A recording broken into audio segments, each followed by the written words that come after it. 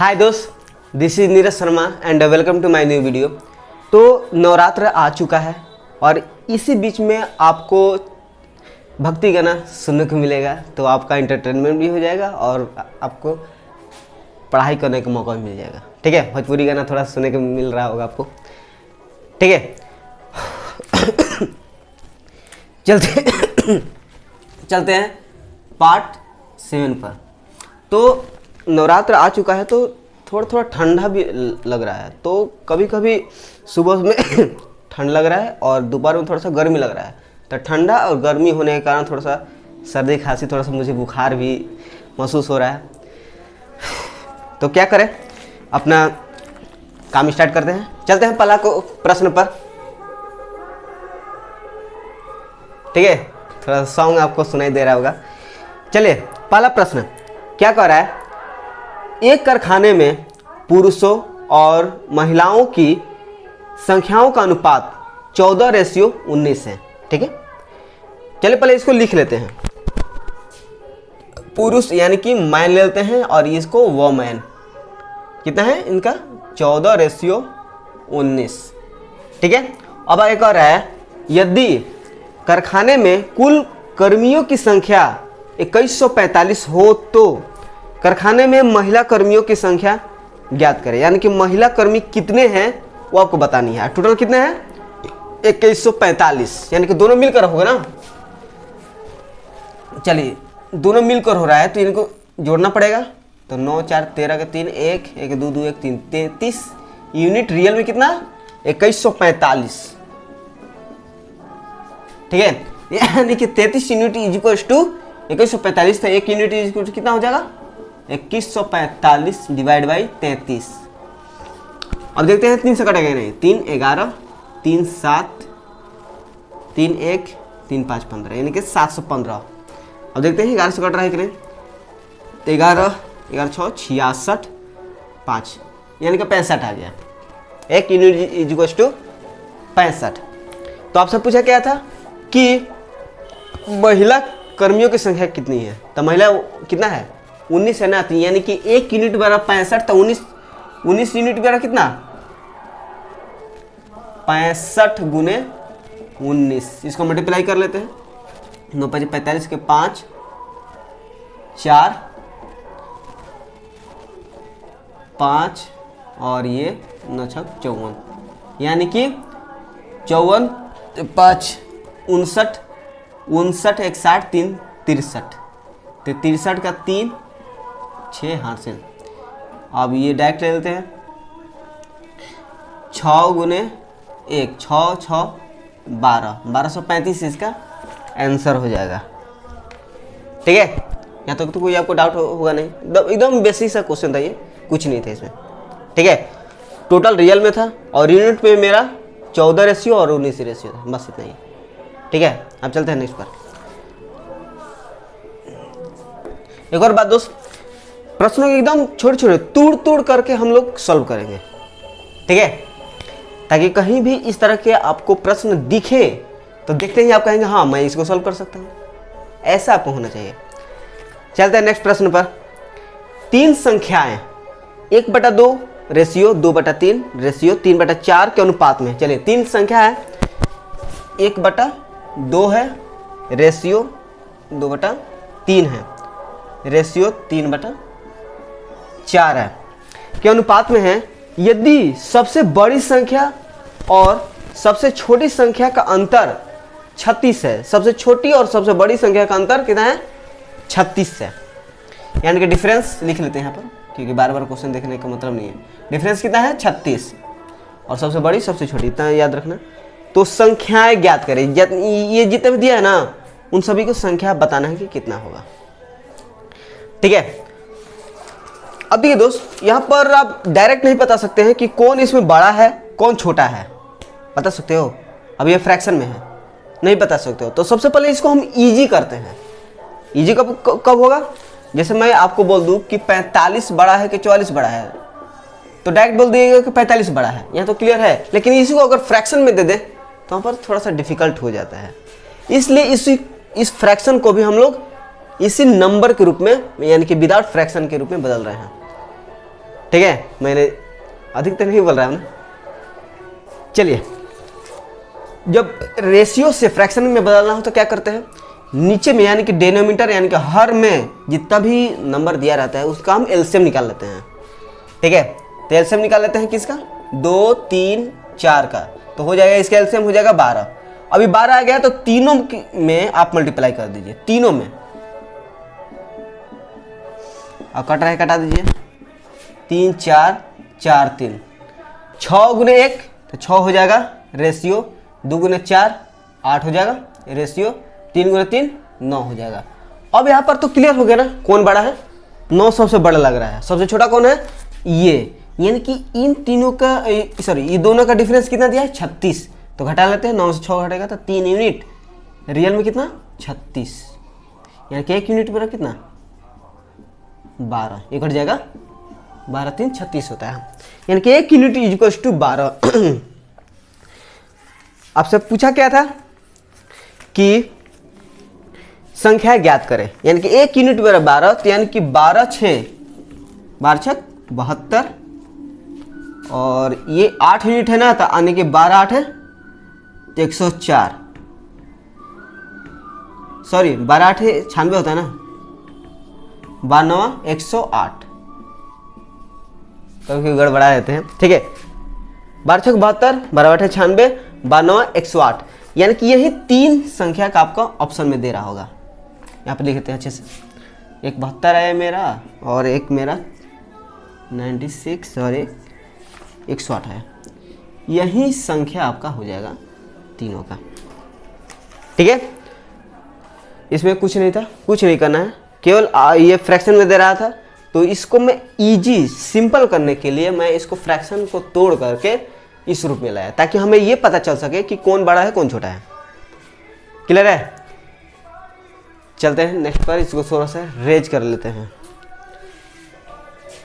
तो चलिए समझना दोस्त, यह कह रहा है एक त्रिभुज की भुजाएं 7 9 12 के अनुपात में इसको लिख लेते हैं, 7 9 12 के अनुपात में है।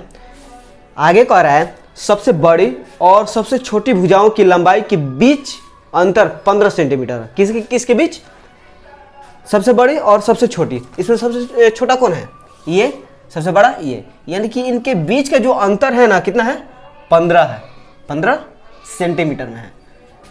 तो 15 सेंटीमीटर तो आपका रियल में दिया है, लेकिन यूनिट में कितना हो जाएगा, तो 12 में 7 घटेगा कितना, 5 यूनिट। ये भी अंतर है और ये भी अंतर, दोनों बराबर हो जाएंगे। पूछा क्या है कि सबसे बड़ी भुजा की लंबाई ज्ञात कर, सबसे बड़ी जो होगा उसको निकालना है, यानी कि 12 यूनिट है ना, यानी कि 1 यूनिट बराबर कुछ निकाल देना है और 1 यूनिट के स्थान पर 12 गुने उतना रख देना है। ठीक है, चलिए निकालते हैं। 1 यूनिट इज इक्वल टू 15/5 यानी कि 3 सेंटीमीटर हो जाएगा। 1 यूनिट बराबर में 3 सेंटीमीटर, तो सबसे बड़ी भुजा यही है ना, यानी कि 12 गुने 3 36 सेंटीमीटर हो जाएगा। 12 3 36 सेंटीमीटर सबसे बड़ी भुजा की लंबाई हो जाएगी। ठीक है, चलते हैं हम नेक्स्ट पर।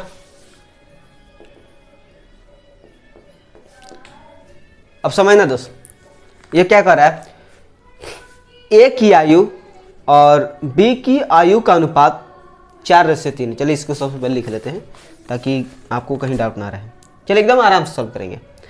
ए की आयु और बी की आयु, यानी कि ए की आयु बी की आयु कितना है, 4:3 के रूप में दिया है। ठीक है, अब कह रहा है 6 वर्ष पश्चात यानी कि बाद में ए 26 वर्ष का हो जाएगा, यानी कि जो 6 वर्ष पश्चात ए जो है 26 वर्ष का हो जाएगा। कब, 6 वर्ष बाद ए, यानी कि जैसे 6 वर्ष होगा तो ये कितना हो जाएगा, 26 साल का हो जाएगा, 26 ईयर्स। ठीक है, तो बी की वर्तमान आयु क्या होगा। ठीक है, तो ये आपका वर्तमान ही में है। अब 6 वर्ष जैसे ही बाद जाएगा तो 26 वर्ष का हो जाएगा। चलिए पहले निकाल लेते हैं कि ए का पहले कितना था। देखिए दोस्त, ये तो आपका प्रेजेंट में है ना, प्रेजेंट एज है।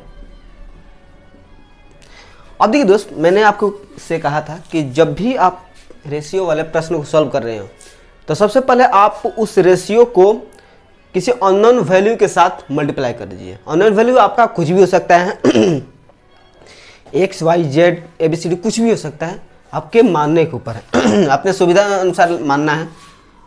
तो 4 को लेंगे, रियल बनाएंगे तो क्या होगा 4x, ये 3 का हो जाएगा 3x, ठीक है। अभी 6 वर्ष जैसे बढ़ेगा तो ये कितना हो जाएगा 26 साल का। चलिए 4x है, जैसे इसमें 6 वर्ष और बढ़ गया, यही आपका 26 वर्ष का हो जाएगा, ठीक है। यही आपका 26 वर्ष का हो रहा है, तो दोनों तो इक्वल ही हो जाएगा। यानी कि 4x is equal two plus 6, इधर जाएगा तो माइनस में, यानी कि 26 में से 6 घटेगा तो 20 और 4 5 20, यानी कि x इज इक्वल टू 5 आ गया। ऐसा समझ में आया?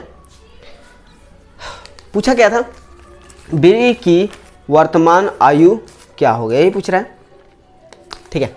तो वर्तमान आयु ये है ना, यानी कि x इज इक्वल टू 5, तो 3x है ना, 3 गुने 5 कितना हो जाएगा 3 5 15, यानी कि 15 वर्ष का वो बी की आयु थी, ठीक ना। अगर आपसे ए की आयु पूछता तो 4 गुने 1 से, यानी कि 5 है ना, तो 4 5 20, इसका आयु कितने हो जाएगा 20 वर्ष, ठीक है। और एक और बात, इसमें थोड़ा सा और डिफिकल्ट भी कर सकता है। अगर मान लेते हैं कि यहाँ से 10 वर्ष पीछे, यानी कि 10 वर्ष पहले क्या आयु पूछता तो ए की, तो 10 वर्ष पहले पूछ रहा है, तो याद रखना प्रेजेंट तो वैल्यू निकल ही चुका है, इसमें से 10 वर्ष घटा दीजिए यार।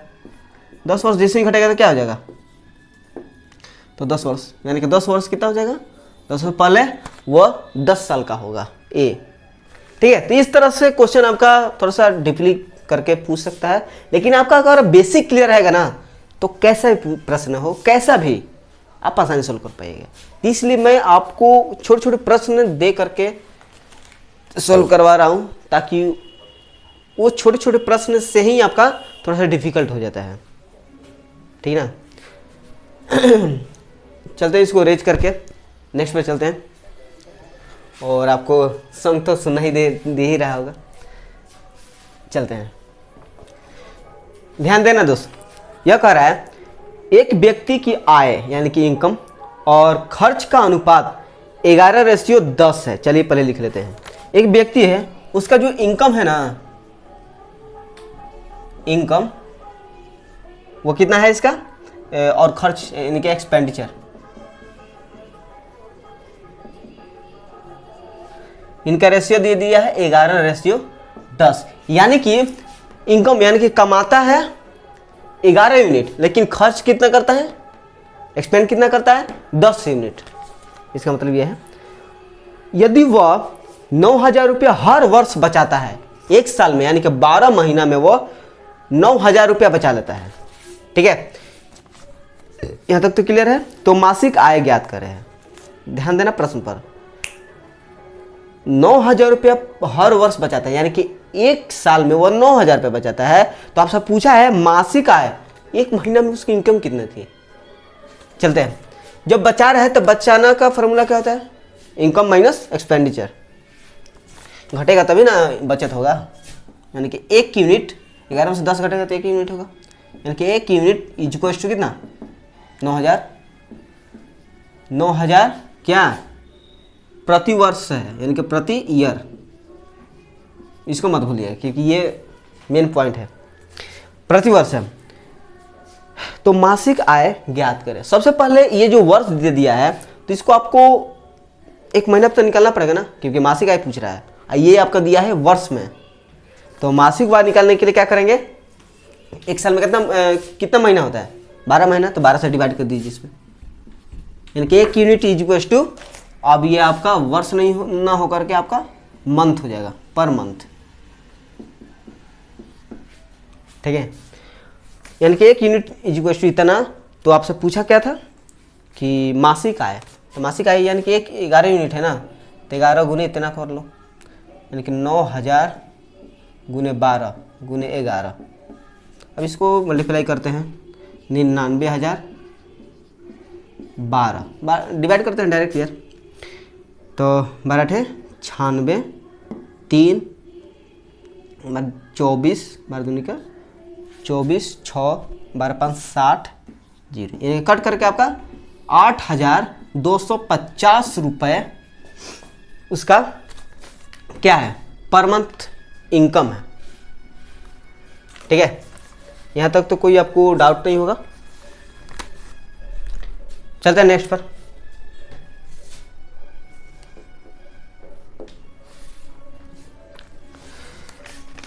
चलिए क्वेश्चन नंबर 6 है ना, इस प्रश्न में ध्यान देना थोड़ा। एक परिवार की आय और खर्च का अनुपात 10:7 है। ये भी उसी तरह का है, तो इस प्रश्न को अपने आप से सॉल्व करने का प्रयास कर लेगा। थोड़े समय के लिए वीडियो को पॉज कीजिए और अपना दिमाग लगाइए इस प्रश्न में कि क्या कर रहा है। ठीक है, चलते हैं। इनकम है, यानी कि इनकम का INC ले लेते हैं, और खर्च कर रहे हैं यानी कि EXP ले लेते हैं। समझिएगा ना, एक्सपेंडिचर है या इनकम है। ये आपका आय है और ये आपका खर्च है। और यदि परिवार का खर्च 10,500 रुपया है तो खर्च कितना है उसका, 10,500 खर्च दे दिया है। पहले इसको रेशियो लिख लेते हैं यार, नहीं लिखे हैं अभी, 10:7। तो खर्च, परिवार का खर्च कितना है, 10,500 है। तो खर्च तो यही है ना, एक्सपेंडिचर, यानी कि 7 यूनिट 7 यूनिट इक्वल्स टू 10,500। तो 1 यूनिट इक्वल्स टू कितना हो जाएगा 10,500, 7 से डिवाइड कीजिए तो 7 1 7 25 15 7 105 होता है, डबल जीरो आ जाएगा, यानी कि 1500। 1 यूनिट इज इक्वल टू 1500। तो आपसे पूछा क्या था, परिवार की बचत ज्ञात करें। तो बचत कैसे निकलता है, इनकम में से एक्सपेंडिचर घटाओगे तो इधर इनकम आ जाएगा। यानी कि 10 यूनिट में से 7 यूनिट घटेगा तो 3 यूनिट, तो 3 यूनिट तो निकालना है। 1 यूनिट कितना है, 1500, तो 3 यूनिट कितना हो जाएगा, 3 गुने 1500, 4500 रुपया उसकी बचत होगा। ठीक है, तो उम्मीद है कि यहाँ तक तो कोई आपको डाउट होगा नहीं और आपको समझ में आ रहा है। तो प्लीज़ आप लाइक कर सकते हैं, और इसी तरह का ज्ञान आप लेना चाहते हैं मैथ से रिलेटेड तो इस चैनल को सब्सक्राइब कर दीजिएगा, ताकि मैथ के मेरा प्रत्येक नोटिफिकेशन आपको मिल सके। ठीक है, जितना भी मैं अपलोड करूँ वो सबसे पहले आप तक पहुंच सके। ठीक है, क्योंकि इतना सारा मैं मेहनत कर रहा हूं तो आपके लिए ही कर रहा हूं, समझ रहे हो। चलते हैं, रेज करते हैं और क्वेश्चन नंबर 7 पर चलते हैं। समझना दोस्त, यह कह रहा है फ्रिज और टीवी की कीमत का अनुपात 5:3 है। चलिए लिख लेते हैं, फ्रिज F लिख लेते हैं और टीवी है तो T लिख लेते हैं। इनका रेशियो कितना है, प्राइस है दोस्त, इनका रेशियो है 5:3। ठीक है, अब आगे कह रहा है यदि फ्रिज की कीमत टीवी से 5500 रुपये अधिक है, यानी कि जो फ्रिज की कीमत है टीवी से कितना है 5500 रुपया, यूनिट भी कितना है 5, 3 से अधिक कितना है 2 ही ना, तो 2 यूनिट इज इक्वल टू 5500। तो 1 यूनिट इज इक्वल टू कितना हो जाएगा 5500 डिवाइड बाई 2। ठीक है, पूछा क्या था कि फ्रिज की कीमत क्या होगी, फ्रिज के कौन है, ये है ना, 5 यूनिट निकालना है आपको। चलते हैं, इसको सबसे पहले डिवाइड करते हैं। 2 दूनी 4, 1 2 7 14, 1 2 5 10, यानी कि 2750 आ रहा है इसको डिवाइड करने पर। ठीक है, तो 5 यूनिट इसको कितना हो जाएगा 2750 गुने 5, इसको मल्टीप्लाई कर देना, जितना आएगा वो आपका क्या होगा, फ्रिज का कीमत हो जाएगा। ठीक है, इतना तो कर ही सकते हैं। चलते जल्दी से आगे बढ़ते हैं क्वेश्चन नंबर 8 पर।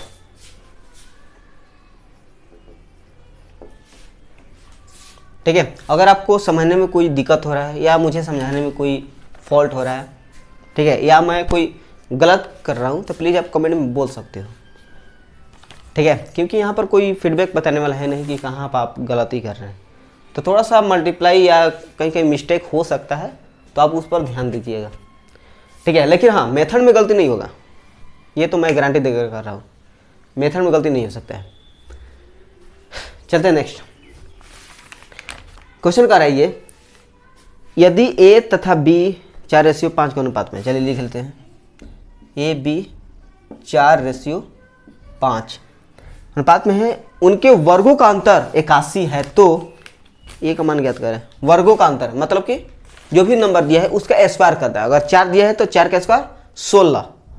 इस तरह से वर्गों का जब अंतर किया जाता है तो आपका 81 हो जाता है। चलिए वर्ग का अंतर करते हैं।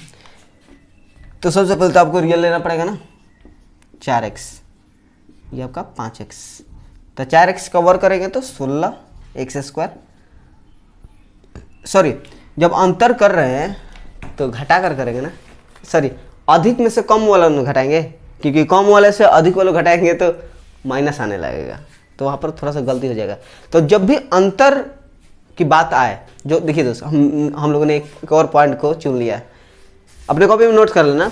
जब भी क्वेश्चन में अंतर कह दे, डिफरेंस बोले, तो हमेशा अधिक में से कम वाला ही घटाना, क्योंकि कम वाले से अधिक घटाइएगा तो माइनस में आएगा, जो माइनस में आएगा तो आपका आंसर भी गलत आ जाएगा, ठीक है। अधिक गलत नहीं आएगा, केवल माइनस का ही अंतर आएगा, तो आपका थोड़ा दिमाग घूमने लगेगा। चलिए 5 का स्क्वायर 25, x भी है ना तो x क्या भी स्क्वायर हो जाएगा, माइनस 4 का स्क्वायर 16x²। 15 में 16 घटेगा तो 9x² = 81। तब देखिए दोस्त 81 है तो क्या हम 9 का स्क्वायर लिख सकते हैं क्या? और मैं क्यों लिखूंगा अभी आपको पता चलेगा। 9 है ना, तो क्या हम 3x² लिख सकते हैं क्या? क्योंकि 3x² को अगर तोड़ोगे तब आपका 9x² ही होगा। बराबर कितना है? 9x²। सॉरी 9x², 9 है ना, ठीक है। अब देखिए पावर पावर खत्म, 3x = 9, यानी कि x = कितना 3। पूछा क्या था? बी की आयु, सॉरी ए का मान पूछ रहा है। ए का मान कितना है? 4x है ना, तो यानी कि 4 3 12, यही इतना इसका आंसर होगा। क्लियर है? ठीक है, चलते मिटा करके नेक्स्ट पर चलते हैं जल्दी से।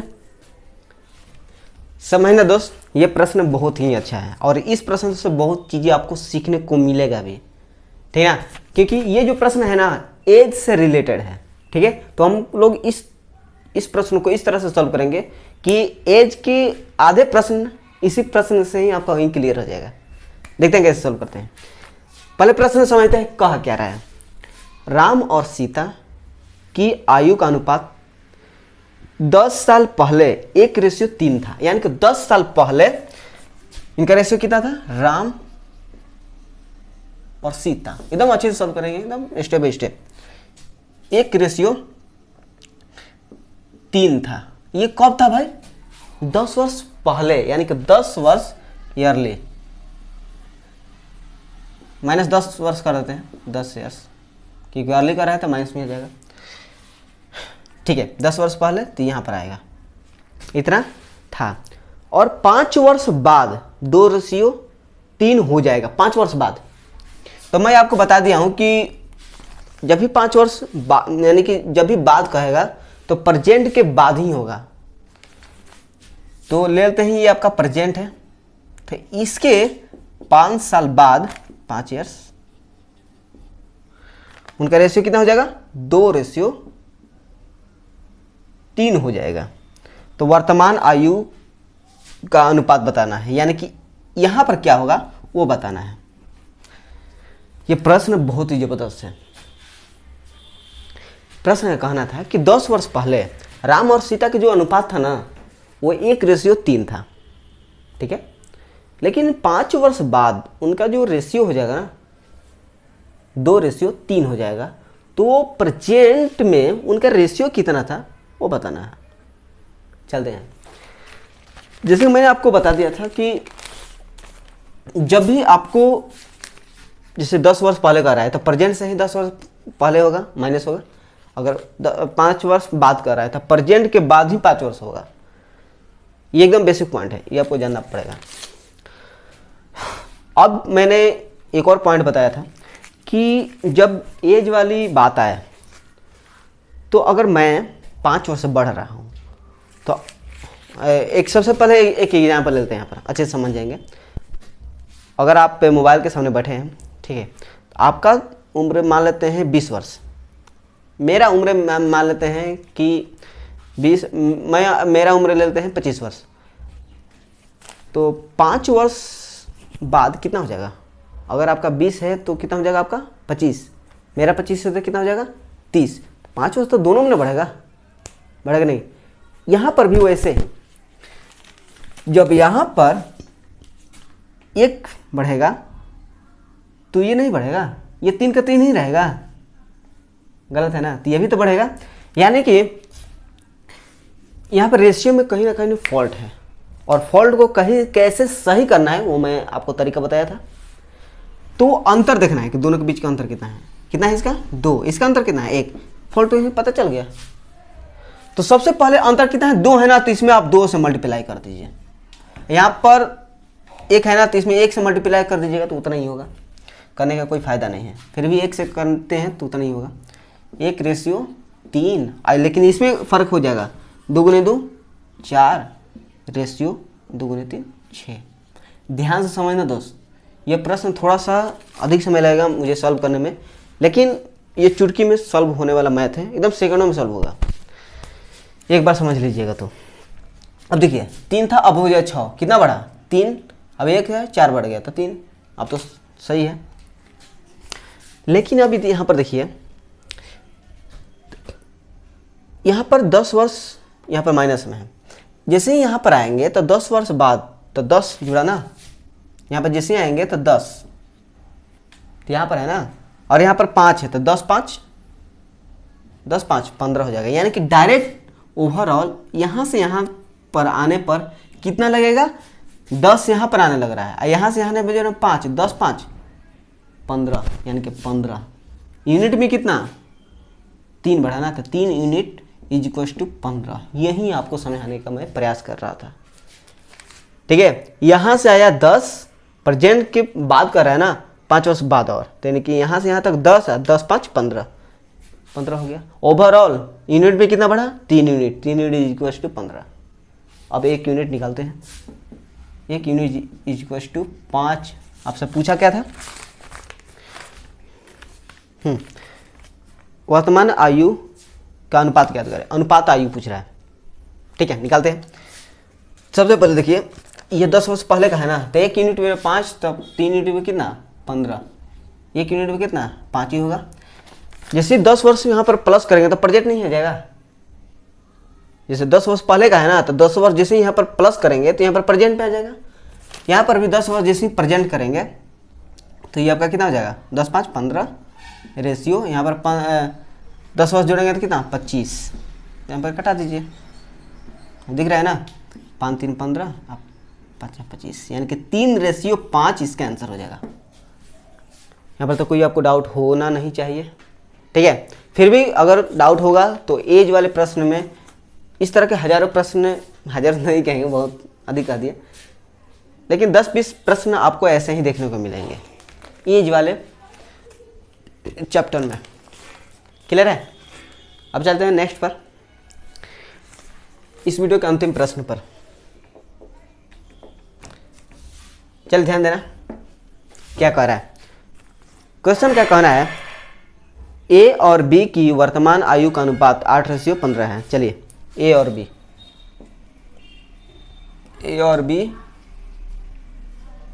8:15 है, ठीक है। ये एज है, आप समझ रहे हो, ये प्रेजेंट में है, तो पहले लिख लेते हैं इसको, प्रेजेंट एज है। 8 वर्ष पहले उनकी अनुपात कितना था 6:13 था, 8 वर्ष पहले। यहाँ पर जगह नहीं यार, थोड़ा सा इसको मिटा लेते हैं, ठीक है, इसको थोड़ा सा मिटा लेते हैं, आप तो देख ही लोगे।